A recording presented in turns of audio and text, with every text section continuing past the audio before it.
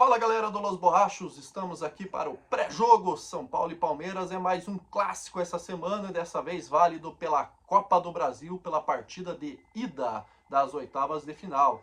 E aí o futebol tem essas velhas máximas que é o jogo é jogado, né? É 11 contra 11, não se ganha de véspera, né? Mas o fato não é nem essa a questão. O fato é que o São Paulo já provou durante o ano que é possível sim vencer esse clássico. E também já provou durante o ano que é possível perder mesmo, tá? Então a questão que nós vamos tratar aqui é o que o São Paulo precisa fazer de correto para vencer esse jogo e o que o São Paulo não pode fazer dessa vez para não perder novamente o clássico. Estou aqui com o Fabião Camisa Pesada nos comentários. Boa noite, Fábio. E aí, Fábio, o que o São Paulo precisa fazer correto e o que o São Paulo tem que evitar nesse jogo para não ter outra surpresa como teve? Bem, Marlos, o São Paulo ele precisa. A falta de confiança do torcedor se baseia muito naquilo que aconteceu no jogo anterior, né? No jogo anterior, em que o São Paulo adotou uma estratégia boa, na minha opinião, né? Uma estratégia de esperar o Palmeiras, povoar o meio-campo, entendeu? Jogar por uma bola, mas não conseguiu segurar o resultado, né? Devido à postura dos seus jogadores que eles não têm a mecânica, parece que eles não sabem o tamanho, a dimensão que é um jogo como esse, né? Se você for observar, Marlon, se você for pegar pedaços do jogo, você vai perceber que o Palmeiras jogando no Morumbi mordia Ele muito sabe jogar mais, como visitante. mordia muito mais do que quem deveria, com 31 mil pessoas em cima, que deveria fazer a pressão neles. Não, o Palmeiras se sentiu em casa, cara. Se sentiu em casa. Se sentiu em casa. Então você me perguntou, o que o São Paulo precisa fazer para ganhar esse jogo? Precisa mudar tudo, Marcos. Precisa mudar o pensamento do jogador. Precisa mudar o pensamento do treinador. Entendeu? Precisa ser um time que saiba jogar com a estratégia que foi colocada. Não alterar durante o resultado. Durante o jogo, Não entendeu? mudar a postura. Não mudar a postura, né? Você não pode, cara, aí você não pode ficar. Aí você percebe, Marcos, que existe um monte de chavão, né? Ah, o time joga bem no primeiro tempo e no segundo tempo não joga porque não tem preparo físico, não tem isso, não tem aquilo, que toma as viradas. Toma as viradas por quê? Porque não tem a postura certa. Não tem a postura correta de começar do mesmo jeito e ir até o final do mesmo jeito. Sabe? Então é isso, Marcos. Eu acho que é isso que hoje encontramos essa dificuldade de ganhar. E assim, Marlos, vamos ser franco, né? Estamos jogando diante do melhor time do Brasil, o time mais bem estruturado, o time que tem os melhores, o treinador, que é o concurso no Brasil, certo? Já está tudo encaixadinho, tudo bonitinho, sai uma peça, entra outra, e o desempenho continua o mesmo. Então, é difícil, mas como você disse, o futebol, ele é o único esporte que você, às vezes o pior, consegue ganhar do melhor. Exato. Você falou ali até da postura. O São Paulo esteve ganhando o jogo, mas não ganhou o jogo contra Ceará, Fortaleza, Coritiba, Avaí, Corinthians e Palmeiras. Por quê? Porque o São Paulo começou melhor, conseguiu seus gols e mudou durante a partida. Foi o que a gente falou. Manter o padrão. Contra o próprio Palmeiras, o São Paulo jogou muito melhor a primeira partida da final, continuou em cima e conseguiu 3 gols. Poderia ter feito mais. O São Paulo só perdeu de 1-0 no Paulista na primeira fase, porque começou recuado. Depois que tomou o gol, foi para cima, merecia ter ganhado e criou para isso. O São Paulo fez 1-0 nesse jogo porque competiu, foi para cima, buscou o gol e depois tomou a virada porque recuou. Ou seja, sempre que o São Paulo se dispõe a atacar, a jogar de igual para igual, ele tem conseguido o resultado. Ele tem conseguido amenizar a diferença entre os dois times. Agora, quando o São Paulo recua e é atacado, aí a diferença aparece e o São Paulo não aguenta. Então é isso aí que nós falamos, você tem que manter essa postura. Agora, o que não pode acontecer? Uma coisa é o que nós ouvimos, por exemplo, na entrevista coletiva do Rogério. O São Paulo, o Rogério, na entrevista, deixou a entender que não tem falhas, que não aconteceu nada de errado. Sim. Entendeu? Não aconteceu nada de errado. Ou seja, o futebol tem uma explicação, o resultado tem uma explicação. Tem erro, sim. houve erros. Seria muito melhor a gente ouvir dele, por exemplo, assim, houve um erro meu, houve erros em campo, e nós, pô, agora a gente sabe que tem erros, que todo mundo está enxergando o erro e que existe uma possibilidade de melhoria. A partir do momento que você diz que não há erros, significa que a postura vai ser mantida, concorda? Sim, Marlos. E é isso aí, Marlos. Chega a ser até uma presunção, né, Marlos? Seja ser uma presunção. Eu fiz tudo correto, mas não aconteceu. Então, quer dizer, eu fiz tudo correto, o que eu fiz está certo. Se não aconteceu, o problema é deles. E a gente sabe que isso daí, cara, essa entrevista do Rogério, ela é pior do que o resultado na minha avaliação, tá? Na minha avaliação, a entrevista dele pós-jogo é pior, porque ele declara exatamente o seguinte, ó, coloquei os 4 jogadores que melhor cabeceiam. Fiz a minha parte. Fiz a minha parte, resolvi o problema. Resolvi o problema. No contexto geral, ele tá certo? Ele tá certo, Marlos. Só que não é assim que funciona. Isso funciona talvez lá dentro, lá entre eles sim. No papel, mas não expor, exato, não expor. Expor ciclano, expor feltrano, expor isso, expor aquilo e tal, tudo.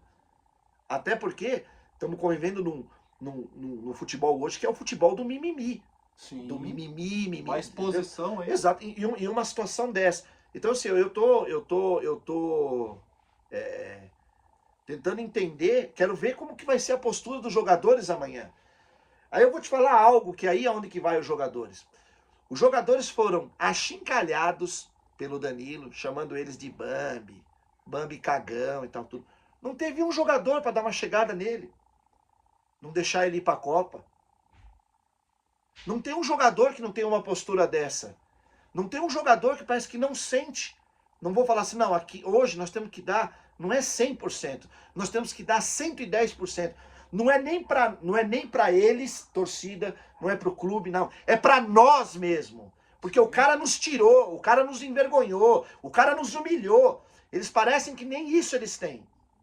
E isso, essa apatia, já vem de muito tempo. Mas é uma coisa interessante, como que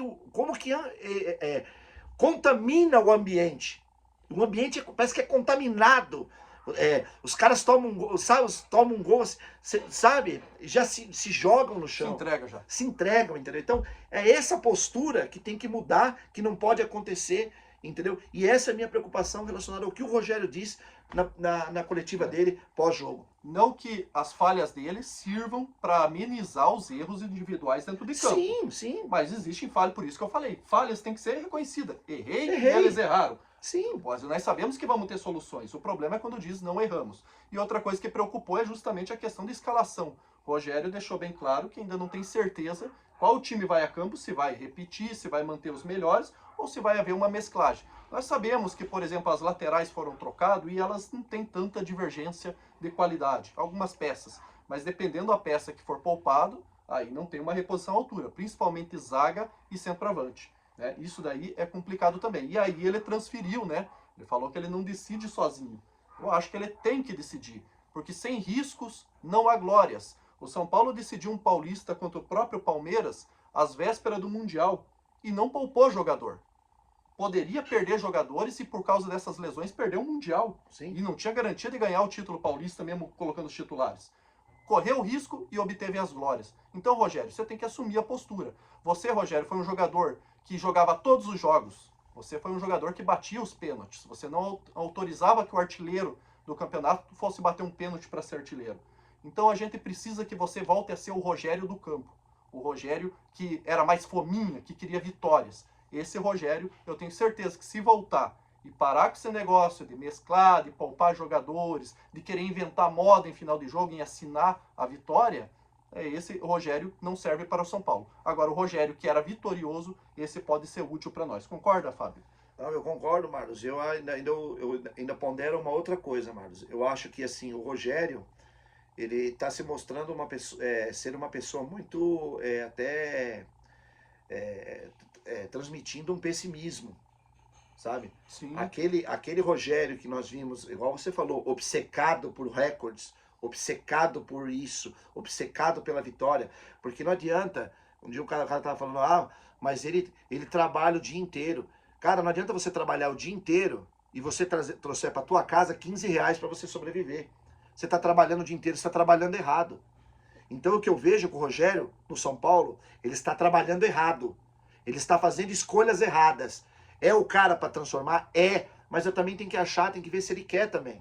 Sim. Tem que ver se ele quer, porque às vezes o que ele me passa é assim, ó, eu tô aqui, certo? Eu tô aqui, eu tô aqui, se não der certo, não é problema meu. Só uma pitada para você poder entender. Quando ele foi contratado pelo Leco, parece o seguinte, você percebe assim que ele bate de frente com a diretoria e bate de frente muitas vezes com os jogadores, talvez ele não queira ser aquele escudo que ele foi pro Leco, ele não queira se colocar como escudo para essa diretoria. Sim. Entendeu? Ele se coloca no, ó, decidam vocês, eu quero fazer isso, né? Sim. Quer dizer, um cara que jogou clássicos como ele jogou, não entender a grandeza, não entender a grandeza de um jogo como esse, então é muito complicado, cara. Tá certo, tá correto. E só para complementar, né? Se o Rogério fizer as coisas corretas, ele vai ter o apoio, e nós sabemos que existem muitas falhas no São Paulo na questão de diretorias e Sim. tudo mais. Você tendo o apoio do torcedor, fica mais fácil para brigar por essas melhorias, estando o torcedor do seu lado. Isso que você falou é super importante, muito mais importante ele entender que é exatamente isso. O torcedor não é bobo, Rogério. O torcedor sabe o que o São Paulo está defasado no seu sistema de departamento técnico, no seu sistema de departamento físico. Em todos os lugares o São Paulo está defasado. Nós sabemos. Nós não precisamos ninguém que fique falando o que está errado. A gente precisa achar pessoas que resolvam esse problema, que consertem esse problema. Porque é impossível que só no São Paulo as coisas não se resolvam. Tá certo. Vamos lá para o palpite do jogo, que nosso tempo aqui está estourando, Fábio. Agora aquele momento perigoso. Placar para o jogo de amanhã. Ah, mano, sinceramente, eu vou no básico aí, né? No meu básico de sempre, né?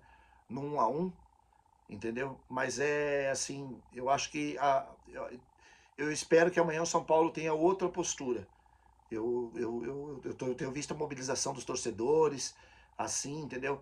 Eu espero que amanhã o São Paulo tenha outra postura.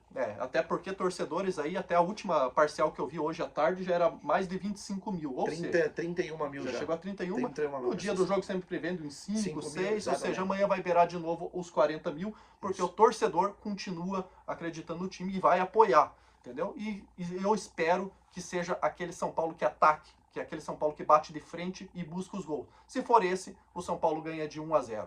Convido você a participar do vídeo deixando seus comentários, se inscreve lá no canal se ainda não é inscrito, ativa notificações de novos vídeos, compartilha, deixa o joinha para ajudar o canal e nos vemos amanhã no pós-jogo. Um abraço, até mais!